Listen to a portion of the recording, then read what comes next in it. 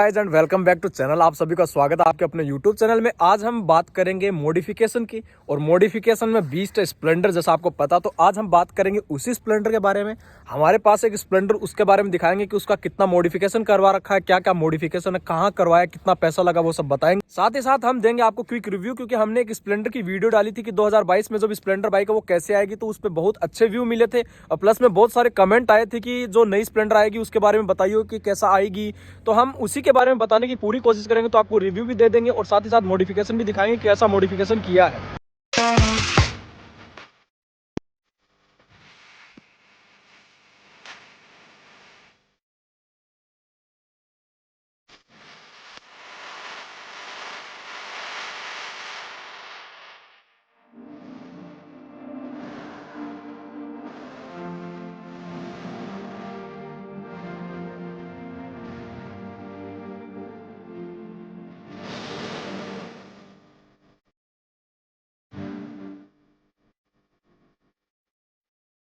ये है हमारे पीछे खड़ी स्प्लेंडर बाइक। तो हम आज आपको बताएंगे पूरी वीडियो में इसी के रिव्यू के बारे में। तो ये कुछ है फ्रंट का लुक। तो फ्रंट का लुक जो पहले आता था वो हेडलाइट में आता था हेलोजन बल्ब, लेकिन इसमें भाई ने मॉडिफिकेशन करवा के आप देख सकते हैं प्रोजेक्टर जैसे लैंप लगवा रखे हैं, और नीचे रेड और येलो लाइट है वो ब्लिंक करती रहती है। साथ ही बात करें तो साइड इंडिकेटर्स में उसने कवर लगवा रखा है, जैसे आप देख सकते हैं ब्लैक ग्रिल के साथ में। नीचे भाई ने डबल टोन में हॉर्न लगवा रखे हैं। नीचे यहाँ पर मडगार्ड है, उसको भी फुल्ली कवर्ड कर रखा है। ये जो आप फ्रेमिंग देख रहे हैं, ये पूरी फ्रेमिंग जो आप देख रहे हैं, ये है मिलिट्री कलर की, जो मिलिट्री वाले या आर्मी वाले जिनकी ड्रेस होती है उसकी जैसी आप देख सकते हैं। सामने एलॉय व्हील लगे, 15 इंच के टायर लगे हैं। सीबीएस के जो ब्रेकिंग सिस्टम वो आते हैं, कॉम्बी ब्रेक सिस्टम जिसको बोलते हैं। क्योंकि कॉम्बी ब्रेक सिस्टम का सीधा सीधा मतलब ये रहता है कि जब आप पीछे वाला ब्रेक दबाएंगे तो आगे वाला ब्रेक है उसके साथ में ही दबेगा। 60-40% का रेशियो रहता है। तो 60% पीछे वाले ब्रेक को मिलता है और 40% आगे वाले ब्रेक को मिलता है पावर, जिससे आपकी बाइक है वो स्लिप होने से बच जाती है। उसके साथ साथ आप देख सकते हैं कि कुछ रिफ्लेक्टर है वो साइड में कंपनी ने दिए हैं, बहुत बढ़िया काम कर रखा है। सामने हाइड्रोलिक सस्पेंशन है वो मिलते हैं सामने दोनों तरफ। और इसके बाद में कुछ ऐसा लुक है फ्रंट का। बाइक है वो गंदी हो रखी है, क्योंकि अभी यहाँ 2-3 दिन से लगातार बारिश हो रही है, तो बाइक उस कारण से गंदी हो रखी है।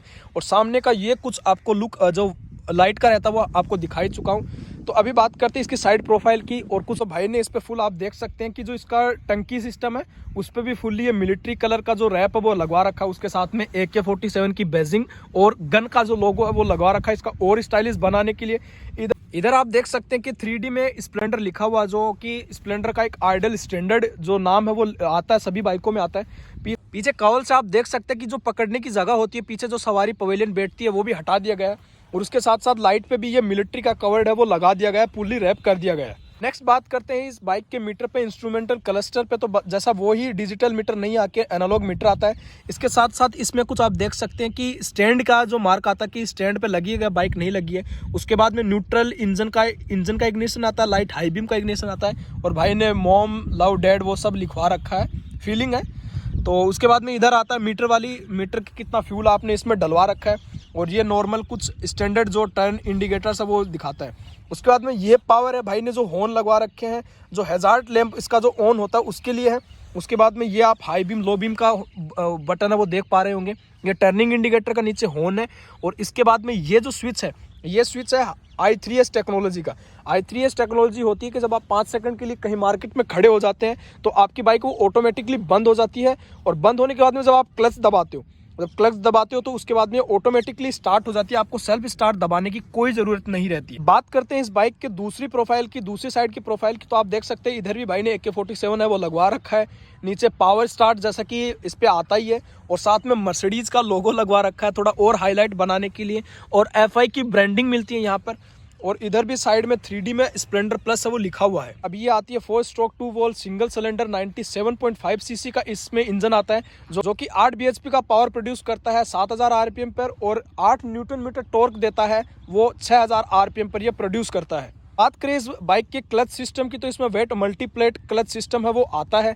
और ऐसा कुछ ये जो आप देख सकते हैं कि जब ये पावर से स्टार्ट नहीं होती तो किक स्टार्ट भी इस बाइक को कर सकते हैं। एक सबसे अच्छी चीज मेरे को इस बाइक में ये लगी कि जो ब्रेक पेडल होता है उस पर एक सेफ्टी दी गई है, ताकि आप अपने शूज वगैरह वो इंजन को टच ना हो और उसकी हीट आपको पैरों को ना लगे। वैसे कि नियम है कि आप जूते पहन के चलाएं, लेकिन इंडिया में तो जब अपना मन करते कोई चप्पल पहन के भी निकल जाता है, तो उसकी हीट बचाने के लिए यहाँ पर सेफ्टी गार्ड दिया गया है। बहुत अच्छी चीज की है कंपनी। जैसा कि बाइक BS6 आती है तो इसका साउंड है वो थोड़ा सा कमजोर हो गया। पहले थोड़ा सा बोल्ड साउंड था, लेकिन अभी साउंड अच्छा है, लेकिन थोड़ा सा कमजोर हो गया, पहले जितना बोल्ड नहीं रहा है। बात करते हैं इसके पीछे की शॉकर सिस्टम की। देख सकते हैं कि इसमें भी hydraulic 5 step adjustment pre loaded जो शॉकर्स है वो आते हैं दोनों साइड, और ऐसा कुछ रहता है। पीछे का 15 इंच का 2.75 का जो टायर है वो इसमें आता है। और बात करते हैं इसके पीछे की इंडिकेटर, तो भाई ने पीछे कुछ इसमें इंडिकेटर में कुछ मॉडिफिकेशन नहीं करवाया, इसको येलो ही छोड़ा है।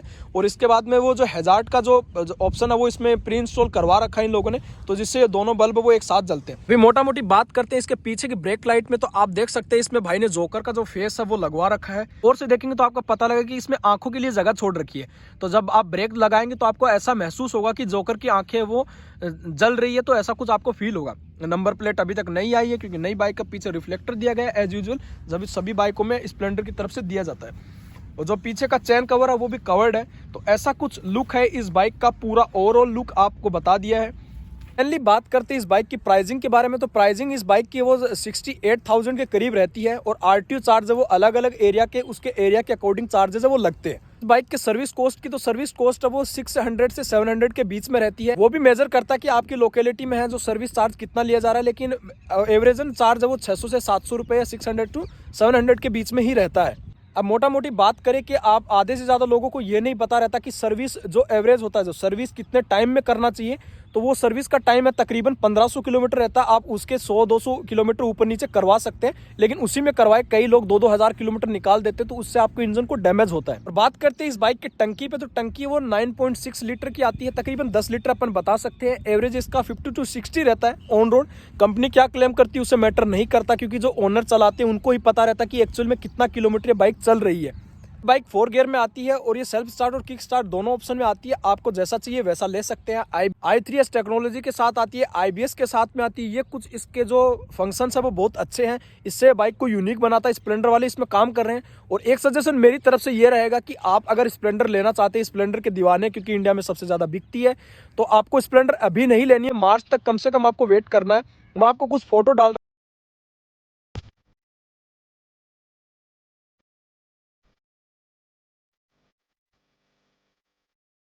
तक जो बाइक आएगी उसमें कुछ नहीं होगा। उसमें आपको डिजिटल मीटर पहले से मिलेगा, और कुछ कलर चेंजेस भी लगेंगे जो आपको मॉडिफाइड बाइक जैसा ही महसूस होगा। तो आपको वही बाइक लेनी है। अगर आप अभी लेना चाह रहे हो वो आपकी मर्जी, लेकिन मैं जैसा आपको बता रहा हूँ कि अभी मार्च अप्रैल तक है वो स्प्लेंडर वो नई लॉन्च होने वाली है। फाइनल बात कर लेते हैं इस बाइक के टायर सिस्टम पर, तो टायर वो ट्यूबलेस आते हैं, तो आपको कुछ ज़्यादा खतरा नहीं है। आपका मन हो जैसे वहाँ चला सकते हैं।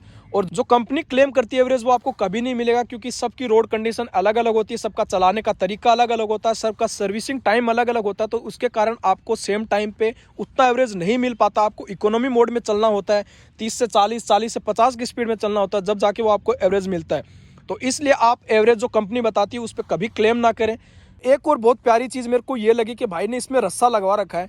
ये रस्सा, ये जो सेफ्टी गार्ड आता है ये पूरा स्टील का आता है। जब आपकी बाइक वो फिसल जाती है तो ये स्टील होने का कारण आपके रोड पे ज़्यादा फिसलन देता है, लेकिन ये जो रस्सी लगा रखी है इसके कारण आपको ज़्यादा पकड़ महसूस होती है। आप जल्दी रुक जाते हो अगर आपकी बाइक कहीं पर क्रैश होती है तो। ये है इस बाइक का कुछ डबल हॉर्न जो भाई ने लगवा रखा, तो बजा के देखते कि कैसा। भाई साहब फुल बहुत ज़्यादा साउंड है इस हॉर्न का, जो ट्रेन के जैसे फीलिंग दे रहा है। तो शायद ये बैटरी भी ज़्यादा ही खाता होगा। हाँ, तो बैटरी की बात आ ही गई है तो आपको बता देते हैं, इसमें 12 वोल्ट की जो बैटरी आती है, जो मेंटेनेंस फ्री जिस बैटरी को बोलते हैं वो इसके अंदर बैटरी आती है। एक बार हम आपको चला के दिखाते हैं इस बाइक की दिन में लाइटिंग कैसी होती है और रात को कैसी होती है, तो वो दोनों आपको दिखाएंगे इसी वीडियो में, तो वीडियो में बने रहिए।